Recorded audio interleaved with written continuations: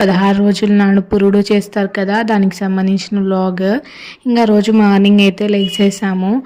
తర్వాత మంచిగా వాటర్లో వేపాకులు వేసి బాగా బాయిల్ చేసిన వాటర్తో అయితే స్నానం చేయించారు. అది కూడా తల స్నానం. తెల్లవారుజామునే పెట్టేశారండి వాటర్ అయితే.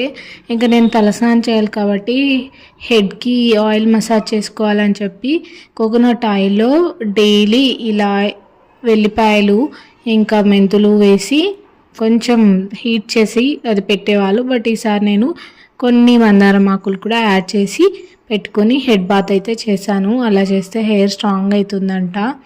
ఇంకా మా పాప కోసం ఈ డ్రెస్ అయితే తీసుకొచ్చారు. భలే క్యూట్గా ఉంది కదా, లైట్ ఎల్లో కలర్, దాని మీద ఇలా బర్డ్స్ ఇంకా ఫ్లవర్స్ వచ్చి క్యూట్గా ఉంది. ఇంకా తర్వాత పురుడు కోసం చేయాల్సిన వంటలన్నీ స్టార్ట్ చేశారనమాట. ఇది మా అమ్మ చిన్న పెరడు, ఎంత బాగుందో కదా. ఇలాంటి చిన్న చిన్న మొక్కలు చాలా పెంచుతుంది మా అమ్మ. ఇంకా గుగ్గిలు చేస్తారు, దానికోసం అని చెప్పి కంది గుగ్గిలు అయితే రెడీ చేస్తుంది. ఆ తర్వాత ఇంట్లో మిగతా పనులు స్టార్ట్ చేశారనమాట. మా పాపకు కూడా స్నానం అయితే చేశారు. మంచిగా మసాజ్ చేసి ఆయిల్తో వేడి నీళ్ళతో అయితే తలస్నానం చేయించారు తనకు కూడా. అప్పుడు 16 days మాత్రమే తనకు. ఆ తర్వాత ఈ చిన్న గ్లాస్ పాలు అయితే తాగేశాను.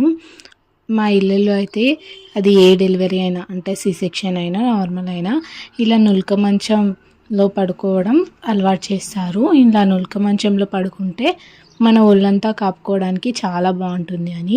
మంచం కింద చూసుకున్నట్లయితే అక్కడ మనకు కుంపటి కనిపిస్తుంది అనమాట. ఆ కుంపటిలో నిప్పులు వేసి మనం ఒళ్ళంతా కాపుకునేటట్లు చూస్తారు.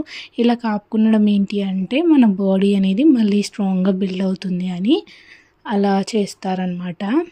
టిఫిన్కి అయితే దోశలు చేసింది. సో చట్నీ కోసం పల్లీలు వేపుతుంది. ఇంకో పక్క నాకు కర్రీ చేయడం కోసం మెంతులు అయితే నానబెట్టేసింది. నేను ఇంతకుముందే షేర్ చేశాను, మెంతుల కర్రీ తిన్నాను పాలు ఇంక్రీజ్ అవ్వడానికి అని చెప్పాను. మీకు కావాలంటే కామెంట్ చేయండి, రెసిపీ అయితే షేర్ చేస్తాను మెంతుల కూరది. ఇంకా పిండి చూడండి ఎంత బాగా ఫర్మెంట్ అయిందో, మంచిగా పొంగింది.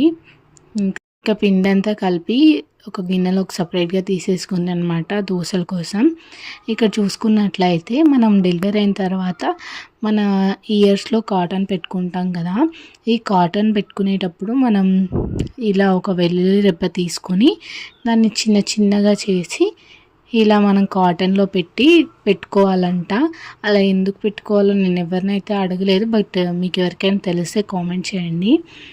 అలా పెట్టుకుంటున్నాను, కానీ పెట్టుకున్నప్పుడు మాత్రం చెవంతా మనకు ఏదో గిలిగింతలు పెట్టినట్లే ఉంటుంది. ఇంకా ఆ తర్వాత డెలివరీ అయిన ఇంట్లో అయితే పూజలు అసలు చేయరు. ఇంకా ఆ రోజు 16వ రోజు నాడు పూజ కూడా చేశారు. ఇక్కడ చూసినట్లయితే మా అమ్మ దోశలోకి చట్నీ మిక్సీ పడుతుందన్నమాట. ఇంకా మా పాప అయితే అప్పుడే లేచింది. ఈ అవ్వ వచ్చి మాకు అన్నీ చెప్తుందన్నమాట, ఇలా చేయాలి అలా చేయాలి అని. ఇంకా దోశ అయితే రెడీ అయిపోయింది. టిఫిన్లోకి దోశ వేసి ఇచ్చింది మా అమ్మ నా కోసం అని చెప్పి. నేను పల్లీ చట్నీ తినొద్దు కాబట్టి నేను దోశలోకి అయితే వెల్లుల్లి కారం అలాగే గీ వేసుకొని అయితే తిన్నాను. ఇలా తిన్న టేస్ట్ బాగుంటుంది. తర్వాత మిగతా పనులన్నీ స్టార్ట్ చేశారు. ఇది మా పెరడు అనమాట. మంచిగా పెద్దగా అయిపోయింది అనమాట. మందారం చెట్టు పువ్వులు కూడా పూసాయి. ఈ పూలను మేము దేవుడికి కూడా పెడతాము. ఈ పూలతో పాటు ఇంకా వైట్ కలర్ ఫ్లవర్స్ ఉంటాయి, అవి కూడా దేవుడికి పెడతాము. ఇంకా నేనైతే హాల్లో టీవీ ఉందండి, ఇంకా హాల్లోకి టిఫిన్ తీసుకొని వెళ్ళిపోయి టీవీ చూస్తూ దోశ అయితే తినేసాను. ఇంకా మూవీ అయితే గోదావరి మూవీ వచ్చిందండి, చాలా బాగుంటుంది కదా ఆ మూవీ. చాలామంది అమ్మాయిలు రిలేట్ అయిపోతారు హీరోయిన్ క్యారెక్టర్కి. యాక్చువల్లీ పురుడు నాడు కొంతమంది ఆటలు కూడా కోస్తారు, మేము కోయలేదు, బట్ కోడి మాత్రం కోసాము. ఇంకా లంచ్లోకి అయితే నాకు వైట్ రైస్ ఇంకా అలాగే మెంతుల కూర అని చెప్పా కదండి, ఇదే చేసి పెట్టింది. దాంట్లోకి కొంచెం గీ వేసుకొని ఇలా వేడి వేడి అన్నం అయితే తినేసాను. చాలా వేడిగా ఉండింది. కూర మాత్రం చాలా చేదుగా ఉంటుంది, ఎంత చేదో అంటే అది చెప్పలేము అసలు. తినాలని అస్సలు అనిపించదు, బట్ మిల్క్ ప్రొడక్షన్ బాగుండాలంటే తినాల్సిందే అని పెద్దవాళ్ళు బలవంతంగా కూడా తినిపిస్తారు. బట్ నిజంగానే ఇది వర్కౌట్ అవుతుంది. ఆ తర్వాత అసలు కార్యక్రమం అయితే నేను మొదలు పెట్టేశాము. ఇక్కడ ఏంటంటే మా పాపని ఉయ్యల్లో అయితే వేస్తున్నారు. అంతకుముందు వేయరా అంటే పడుకోవడానికి వేయడం వేరు, ఇలా పురుడు రోజు వేయడం వేరు అనమాట. అది కూడా మేనత్త చేతుల మీదుగా అయితే వేస్తారు. తనైతే అలా ఉయ్యల్లో పడుకోబెట్టిందనమాట. ఇంకా వచ్చిన వాళ్ళకి కూల్ డ్రింక్స్ కూడా ఇచ్చాము. ఇక చూస్తున్నట్లయితే మా పాపను తన మేనత్త ఉయ్యలలో అయితే వేస్తుంది. అలా వేసేటప్పుడు తన చెవిలో పేరు కూడా పెడతారనమాట. పేరు ఏంటి అనేది ఎవరు చెప్తారు కదా, జన్మనామం కానీ లేకపోతే మన ఇంటి దేవుడి పేరు కానీ తన చెవిలో అయితే చెప్పడం జరుగుతుంది.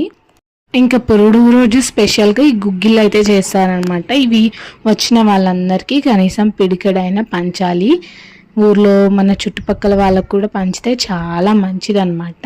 ఇప్పుడు ఇంకొక టాస్క్ అనేది ఉంటుంది. అదేంటంటే ఇలా నీళ్ళ బిందెకు మంచిగా ఫ్లవర్స్ అవన్నీ డెకరేట్ చేశారు కదా. ఎందుకు అంటే ఈ బిందె తీసుకెళ్ళి మేనత్త ఉంటుంది కదా, తను వాటర్ నింపుకొని వస్తుందన్నమాట. ఫస్ట్ ఈ వాటర్ తీసుకెళ్ళి అక్కడ ఏదైనా బోరింగ్ లాంటిది ఉంటుంది కదా, దాన్ని శుభ్రంగా కడిగి మళ్ళీ ఆ బోరింగ్ దగ్గర ఉన్న వాటర్ తీసుకొని తన నెత్తి మీద మోసుకొని వచ్చి బొట్టు నాకు ఇంకా గడపకైతే పెడుతుంది. అలా చేయడం ఆచారం అన్నమాట. ఇలా అయితే జరుగుతుందన్నమాట. ఈ పురుడు అనేది ఒక్కొక్కరు ఒక్కొక్క విధంగా అయితే జరుపుకుంటారు. మేమైతే ఈ విధంగా చేసుకున్నాము.